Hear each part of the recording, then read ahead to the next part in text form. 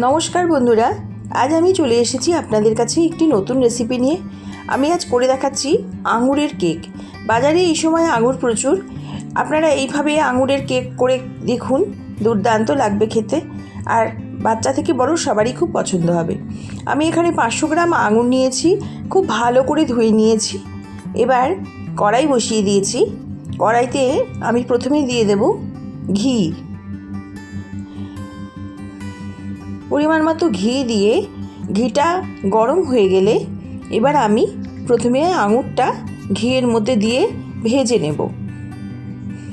আঙুরটা ঘিয়ের মধ্যে দিয়ে দিলাম, ভালো করে এবার নেড়ে আঙুরটাকে ভেজে নিচ্ছি। আঙুরটা ভাজা হয়ে আসলে আমি এর মধ্যে দিয়ে দিলাম ছোট এক বাটি কাজু বাদাম। কাজু বাদামটা আমার এখানে আস্ত আর ভাঙা দুটো মেশানো আছে, আপনারা যেমন পারবেন সেরম দেবেন। দিয়ে দিলাম ছোট এক বাটি আমন্ড বাদাম। আমন্ড আর কাজু বাদাম দিয়ে আঙুরটাকে আবার আমি ভালো করে ভেজে নিচ্ছি। এবার ভাজা হয়ে গেলে আমি এর মধ্যে দিয়ে দিলাম দুধ। দুধটা ঠান্ডায় দিতে হবে আর গ্যাসটা এই সময় অফ করে নিতে হবে। ভালো করে দুধটা আঙুর আর আমন্ডের সাথে মিশিয়ে নিয়ে এটা আমি মিক্সিতে পেস্ট করে নেব। দেখুন মেশানো হয়ে গেছে, এবার মিক্সিতে পেস্ট করে নেব। এবারে আমি এই পাশে কড়াই বসিয়ে দিয়ে দিচ্ছি আবারও ঘি। ঘিটা গরম হয়ে গেলে আমি এর মধ্যে এবারে দিয়ে দেব এক বাটি সুজি। এই পরিমাণ সুজিটা আমি দিলাম, আপনারা আপনাদের প্রয়োজন মতোই সব কিছু নেবেন।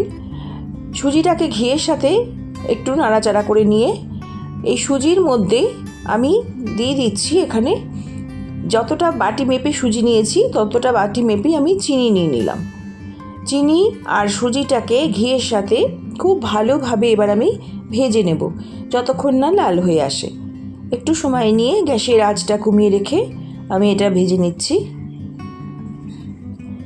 দেখুন ভাজাটা হয়ে এসছে, লাল হয়ে গেছে, সুজি আর চিনিটা আমার ভাজা হয়ে গেছে। এইবারে আমি এখানে দিয়ে দিচ্ছি গরম করে রাখা দুধ।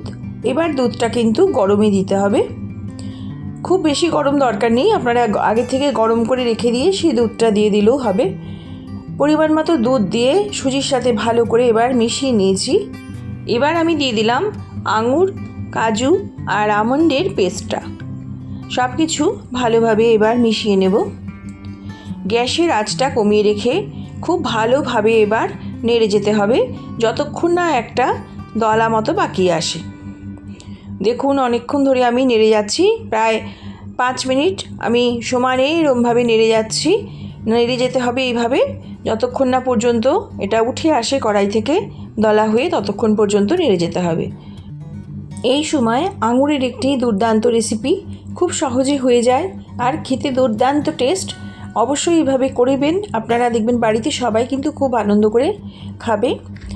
আর আপনারা আমার এই রেসিপিটা প্রথম থেকে শেষ পর্যন্ত ফলো করবেন, তবে কিন্তু বুঝতে পারবেন কিভাবে আমি করেছি, না হলে কিন্তু বুঝতে পারবেন না। দেখুন অনেকটা সময় আমি নেড়ে নিয়েছি, দেখুন এইভাবে উঠে আসছে। এবার গ্যাসটা অফ করে আমি একটি থালা নিয়ে নিয়েছি, থালাতে ঘি লাগিয়ে নিয়েছি। এবার পেস্টটা আমি সমান করে থালার মধ্যে দিয়ে দেব। খুবই সহজে হয়ে যায়, আপনারা দেখতে পেলেন কত তাড়াতাড়ি হয়ে গেল, খুব সহজ আর ভীষণ টেস্টি। অবশ্যই একবার আঙুর থাকতে থাকতে করবেন, ভীষণ ভালো লাগবে। এইভাবে খুন্তি দিয়ে এবার থালার চারিদিকটা সমান করে নেব।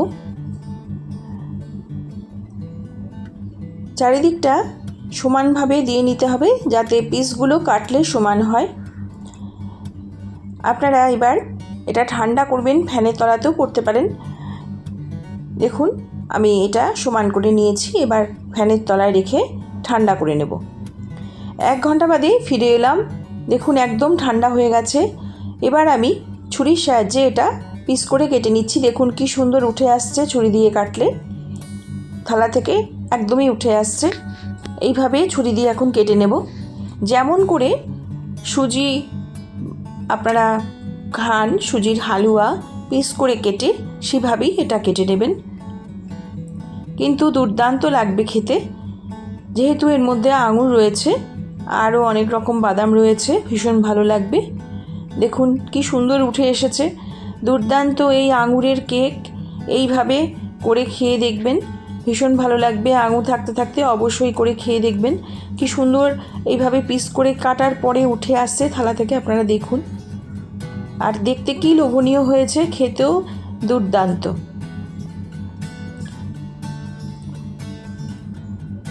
আমার রেসিপিটি যদি আপনাদের পছন্দ হয় তবে আমার সাথে থেকে আমার রেসিপিটি দেখে লাইক কমেন্ট করে আমাকে অন্য ভিডিও বানানোর জন্য উৎসাহিত করে যাবেন। আপনাদের সুন্দর সুন্দর কমেন্ট আমাকে আরও ভিডিও বানাতে ভীষণ উৎসাহিত করে।